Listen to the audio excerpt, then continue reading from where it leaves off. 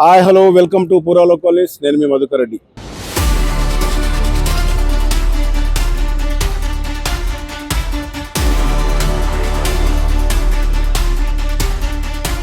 మొత్తానికి మున్సిపల్ సంబంధించిన ఎన్నికల నగారం మోగింది. ఎన్నికల షెడ్యూల్ కూడా విడుదలైంది. ఈ రోజు నుంచి నామినేషన్లు స్వీకరిస్తున్న దర్మియాలో కరీంనగర్ జిల్లా వ్యాప్తంగా కూడా అభ్యర్థులు నామినేషన్ల కోసం ఉదయం నుంచి ఎదురు చూస్తున్న సందర్భంగా 10 గంటల నుంచి సాయంత్రం 5 గంటల వరకు కొనసాగుతున్న నామినేషన్ల స్వీకరణ కార్యక్రమానికి పూర్తి స్థాయిలో కరీంనగర్ బల్దియా అంతా నిండిపోయిందని చెప్పొచ్చు.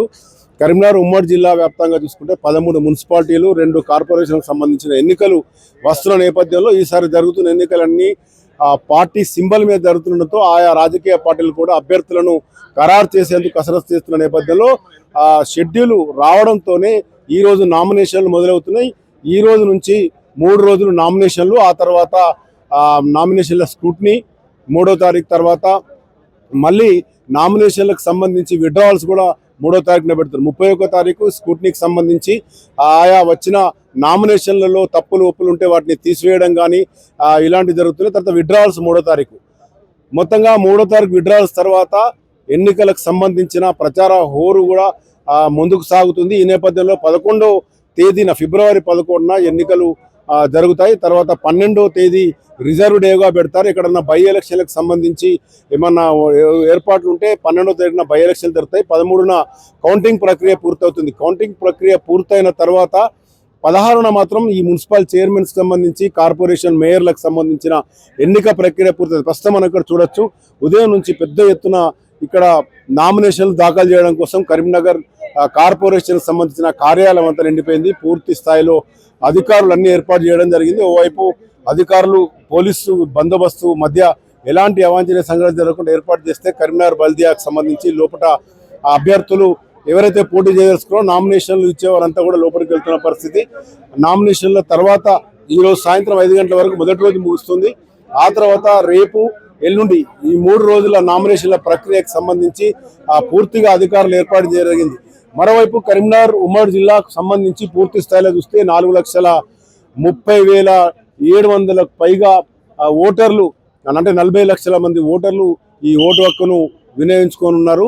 కరీంనగర్ కార్పొరేషన్ సంబంధించి దాదాపు 3,40,000 మంది ఓటర్లు ఉన్నారు. ఉమ్మడి జిల్లా వ్యాప్తంగా చూస్తే 40,30,700 మంది ఓటర్లు ఓటు హక్కును ఉపయోగించుకునే అవకాశం ఉంది. మరోవైపు డివిజన్ల వారీగా చూస్తే కరీంనగర్ ఉమ్మడి జిల్లాకు సంబంధించి కరీంనగర్ జిల్లా కేంద్రం జరిగిన కరీంనగర్ స్మార్ట్ సిటీకి సంబంధించి 66 డివిజన్లు ఉండగా రామగుండం కార్పొరేషన్లో 60 డివిజన్లు ఉన్నాయి. అయితే ప్రతి ఏడాది కూడా ఈ డివిజన్లు జనాలు పెరుగుతున్న కొద్దీ ఈసారి కరీంనగర్కి సంబంధించి గత సంవత్సరంలో జరిగిన బల్దియాకు సంబంధించి 60 డివిజన్లు ఇప్పుడు 66 డివిజన్లుగా విస్తరించింది. ఈ 6 డివిజన్లకు సంబంధించి అవుట్స్కట్స్ నుంచి పూర్తి స్థాయిలో అన్ని ఏర్పాటు చేయడంతో 6 డివిజన్లు పెరిగాయి. కరీంనగర్ అవుట్స్కట్స్ అన్ని కూడా కరీంనగర్ కార్పొరేషన్లో కలపడం చేత ఈ 6 డివిజన్లు పెరిగాయి. ఇక మేజర్ ఏదైతే మున్సిపాలిటీకి సంబంధించి చూస్తే హుజరాబాదు, జగిత్యాల్, కొరుట్ల ఇవన్నీ కూడా మేజర్ మున్సిపాలిటీస్గా ఉంటాయి.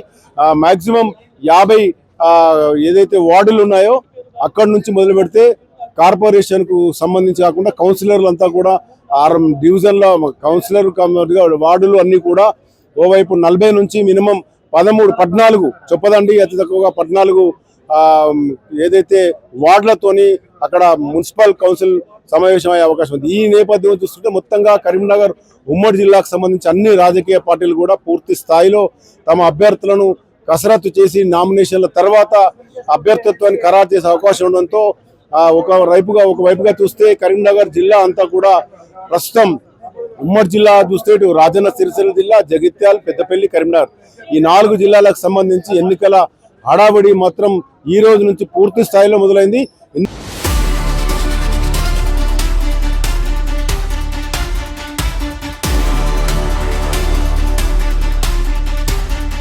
ఎన్నికల షెడ్యూల్ వస్తుందన్నప్పటి నుంచి కూడా దాదాపు 10-15 రోజుల నుంచి కూడా ఇటు ఫ్లెక్సీలు, బ్యానర్లు ప్రచారాలు జరుగుతున్న నేపథ్యంలో ఇక్కడ చూడొచ్చు. ఇక్కడ చాలా మంది కూడా ఈ ఎన్నికలకు సంబంధించి నామినేషన్లు ఇవన్నీ నామినేషన్లు వేసి వస్తున్నారు. ఇప్పుడు మీరు ఏంటి విషయాలు, ఎట్లా ఉంది అక్కడ కండిషన్స్ అన్ని కరెక్ట్? ఇంకా పర్టికులర్ గా వీళ్ళకి కూడా ఎలాంటి గైడ్ లైన్స్ ఉన్నాయా లేదా అని తెలియట్లేదు లోపల. అంతా కూడా ప్యానిక్ అవుతున్నారు పబ్లిక్ అందరూ కూడా. సడన్ గా రావడము ప్లస్ మార్నింగ్ నామినేషన్ సురువు అనేసరికి అధికారులకు ఇబ్బంది అవుతుంది, అదేవిధంగా సామాన్య ప్రజలైన మాకు కూడా ఇబ్బంది అవుతుంది. ఎలక్షన్ కమిషన్ ఖచ్చితంగా ఇవి ఆలోచించాలి. అదేవిధంగా పైన కూడా అందరూ ఒక్కొక్కలాగా చెప్తున్నారు. ఒకలేమో ఇంటి ట్యాక్స్ కట్టమంటారు, ఒకలేమో కట్టద్దంటారు, ఒకలేమో నల్ల ట్యాక్స్ కట్టమంటారు, కట్టద్దంటారు, ఒకలేమో ప్రపోజల్స్ కూడా కట్టాలంటారు, ఒకలేమో ప్రపోజల్స్ కూడా కట్టద్దు అంటున్నారు. ఇదే అంతా కూడా ప్యానిక్ అవుతుంది. నేను ఏదో చెప్తున్నాను, ఇక్కడ ఉండే అధికారులకు అదే చెప్తున్నాను, ఏది ఉన్నా నోటీస్ బోర్డులో పెట్టండి, ఏదో వర్బల్ గా చెప్పడం కాదు. ఎన్నికల సంఘం క్లియర్ గా ఒక పట్టిక ఇచ్చింది కదా, ఒక అభ్యర్థి నామినేషన్ దాఖలు చేయాలంటే ఏమేమి ఉండాలి, దీనికి సంబంధించి పూర్తి పట్టిక ఇచ్చింది కదా, అది మీరు తీసుకెళ్ళినా కూడా ఆబ్జెక్షన్ చేసే అవకాశం ఉంది అక్కడ. ఖచ్చితంగా మనకి ఇచ్చిన నామినేషన్ ఫామ్ కానీ చెక్ లిస్ట్ కానీ ఎక్కడ కూడా ఈ చెక్ లిస్ట్ చూడండి, అబ్జర్వ్ చేస్తే ఎక్కడ కూడా మేము ఇంటి ట్యాక్స్ కట్టినావా లేకుంటే నల్ల ట్యాక్స్ కట్టినావా లేదు. అదే విధంగా నామినేషన్ ఫామ్ లో కూడా ఎక్కడ కూడా మీకు ఇలాంటి కాలమే లేదు. వాళ్ళు ఏం చెప్తున్నారంటే ఏదైతే అఫిడవిట్ సబ్మిట్ చేస్తామో దాంట్లో లోపల ఉంటుంది కాలం అని చెప్తున్నారు. అఫిడవిట్ కును మీకేం సంబంధం? అఫిడవిట్ అనేది అథెంటికేషన్ సబ్మిట్ చేస్తాం. అది సబ్మిట్ చేసినప్పుడు అది అందులో ఉన్న రాంగా రైటా అనేది మీరు చెక్ చేసుకోవాలి. కానీ అందులో కడితేనే మీరు ఈ నామినేషన్ చేయడానికి అని అర్హులు అని చెప్పడం కాదు, పద్ధతి కాదు ఇది. నామినేషన్ దాఖలు చేశాను. అంటే కాంప్లికేటెడ్ ఉందా? ఇంకా కాంప్లికేటెడ్ గా ఉంది, ఇంకా కాంప్లికేటెడ్ గా ఉంది. చాలా మంది కన్ఫ్యూజన్ గా ఉంది, వాళ్ళందరూ కన్ఫ్యూజ్ కూడా చేస్తున్నారు. ఏది ఉన్నా ఏ పర్టికులర్ సర్క్యులర్ ఉన్నా నోటీస్ బోర్డులో పెడితే అయిపోతుంది కానీ మేము లచ్చాడు అక్కడ చూసుకుంటాం. తెలుగులో క్లియర్ గా రాసి పెట్టండి, చాలా మందికి తెలుగు అర్థమవుతుంది కాబట్టి. ఇది క్యాండిడేట్ ఇవి సబ్మిట్ చేయాలి, ఇవి సబ్మిట్ చేయకపోతే వీళ్ళే అనర్హుడు అని పెట్టేస్తే దాన్ని చూసుకుని అందరు చేసుకుంటారు కదా. ఎందుకు ఇదంతా ప్యానిక్ చేయడము? చాలా మంది సఫర్ అవుతుర్రు. చాలా మంది కూడా ఏదైతే ప్రపోజల్స్ 10 మంది అనుకొని కన్ఫ్యూజ్ అవుతారు. ఒక్కలే ప్రపోజల్ అండి, ఆ ఒక్కని కూడా అన్ని ట్యాక్స్లు కట్టాలి అని అపోహలో ఉన్నారు. కానీ ఆ ప్రపోజల్కి అయితే ఎట్లాంటి ట్యాక్స్ కట్టాల్సిన అవసరం లేదు. సార్ వాళ్ళు ఏం చెప్తున్నారంటే ఎవరైతే పోటీ చేస్తున్నారో ఆ పర్సన్ కి సంబంధించిన పర్టికులర్ ఏమైనా డ్యూస్ ఉంటే మాత్రం క్లియర్ చేయండి అని మాత్రమే చెప్తున్నారు. అది తను మాత్రం తీసుకుంటే సరిపోతుంది నోటీస్ సర్టిఫికేట్ అంటున్నారు. కానీ ప్రపోజల్స్ కూడా హౌస్ ట్యాక్స్ కట్టాలి, అన్ని క్లియర్ ఉండాలని చెప్తున్నారు. నిన్న ఇప్పటి వరకు కూడా అదే చెప్తూ వచ్చారు. ఇప్పుడు మళ్ళీ కొంచెం ఇప్పుడు మాట తగ్గి మాట్లాడుతున్నారు. అరే ఇప్పుడు ప్రపోజల్స్ కి అవసరం లేదు అనే ఆపోహ ఉంది. అది నేను అదే అడుగు, క్యాండిడేట్ కూడా ఎక్కడ ఉందని చూపిమంటే ఈ ఎలక్షన్ కమిషన్ లో ఏదో 250 బుక్ లో ఏదో 300 బుక్ లో ఉందని చెప్తున్నారు. ఆ బుక్ ఏదో మొదలు పెడితే అయిపోతుంది కదా, నోటీస్ బోర్డులో పెడితే అన్ని మేమే చూసుకుంటాం కదా, మీకు టెన్షన్ ఏముంటుందని చెప్తున్నాను. ఒక రకంగా చూస్తే నామినేషన్ కు సంబంధించి చాలా డౌట్స్ కూడా ఉన్నాయి. కొంతమంది చెక్ లిస్ట్ పట్టుకొని వెళ్ళినప్పుడు కూడా అధికారులు ఆబ్జెక్ట్ చేస్తున్నారు చెప్తారు. మరొక వ్యక్తితో మాట్లాడదాం. మీరు వేసారా నామినేషన్? మీరు నామినేషన్ వేయలేదు. నామినేషన్ వేయడానికి వచ్చిన ఇక్కడ మా బ్రదర్తో వచ్చాము. ఇక్కడ నామినేషన్ వేయాలంటే కౌంటర్ లో నామినేషన్ ఫామ్స్ అవైలబుల్ లేవు. నామినేషన్ ఫామ్స్ అయిపోయి 2 గంటలు అవుతుంది. ఇక్కడ అందరం మేము వెయిట్ చేస్తున్నాము. నామినేషన్ ఫామ్స్ జిరాక్స్ ఫామ్లు కూడా సరైనన్ని సమకూర్చలేదు. ఇక్కడ నామినేషన్ ఫామ్ వేయడానికి ఏదైతే చెక్ లిస్ట్ ఉందో చెక్ లిస్ట్ కూడా ఎక్కడ ఏం లేదు. నమూనా ఫారం కూడా లేదు. ఈ సందర్భంలో ఇలా చేయాలి, దీనికి కావాల్సినటువంటి డాక్యుమెంట్లు ఇవి, దీనికి కావాల్సినటువంటి నోటివ్ ఫామ్ ఇది, ఇక్కడ సరైన కౌంటర్ లేవు. డబ్బులు కట్టామని వెళ్దామంటే అక్కడ కౌంటర్ లేదు. ఇప్పుడు డబ్బులు కట్టి వాటర్ బిల్ కట్టి మున్సిపల్ ట్యాక్స్ హౌస్ ట్యాక్స్ కట్టి ఆడ ఫామ్ నోటీస్ అడుగుతుందని వెళ్తే ఆడ సరిపోయిన కౌంటర్ లేవు. ఇప్పుడు ఇస్తే సాయంత్రం రండి, సాయంత్రం కాకపోతే రేపు పొద్దున్న రండి అని చెప్తున్నారు తప్ప దీనికి తగినన్ని ఏర్పాటు చేయలేదు. ఎక్కడైతే may help you help desk అనేది ఉందో ఆ హెల్ప్ డెస్క్ లో ఉన్న వాళ్ళకే సరైన సమాచారం తెలియట్లేదు. ఉన్నతాధికారులకు ఫిర్యాదు చేశారు. మేము ఉన్నతాధికారులకు ఫిర్యాదు చేస్తే మేము ఇప్పుడు వీళ్ళు ఎక్కడ ఉన్న కౌంటర్లన్నీ అక్కడ తీసుకెళ్లారు, మేము నోటీస్ బోర్డులో పెట్టిస్తాము, కొంచెం టైం పడుతుందని చెప్తున్నారు తప్ప ఇక్కడ పోటీ చేసేటువంటి వ్యక్తులు మెజారిటీ వ్యక్తులు చదువుకున్న వ్యక్తులే. చదువుకున్న వ్యక్తులకే కావాల్సిన సమాచారం దొరకలేదు, ఇంకా చదువుకున్న వ్యక్తులకు సంగతి దేవుడేరు.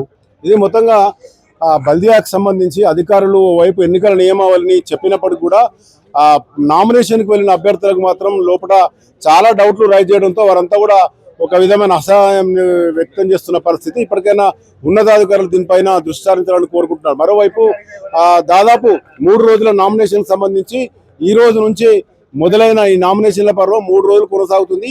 కరీంనగర్ జిల్లా కేంద్రానికి సంబంధించిన స్మార్ట్ సిటీలో 66 డివిజన్లకు సంబంధించి అన్ని రాజకీయ పార్టీలు ముందుంటున్న నేపథ్యంలో పెద్ద ఎత్తున నామినేషన్లు దాఖలే అవకాశం చెప్తున్నారు. మరోవైపు ఉమ్మడి కరీంనగర్ జిల్లాలో ఇటు మున్సిపాలిటీలో కాకుండా మరో మేజర్ కార్పొరేషన్ సంబంధించి రామగుండం పరిస్థితి కూడా పెద్ద ఎత్తున అక్కడ నామినేషన్ దాఖలవుతున్న నేపథ్యంలో ఎన్నికలకు సంబంధించి ఈ నామినేషన్ల ప్రక్రియ పూర్తయి స్క్రూటినీ పూర్తయిన తర్వాత అభ్యర్థిత్వం ఖరారైన తర్వాత ఎన్నికల వేడి రగిలే అవకాశం ఉంది. చూస్తూనే ఉండండి పూరా లోకల్ న్యూస్.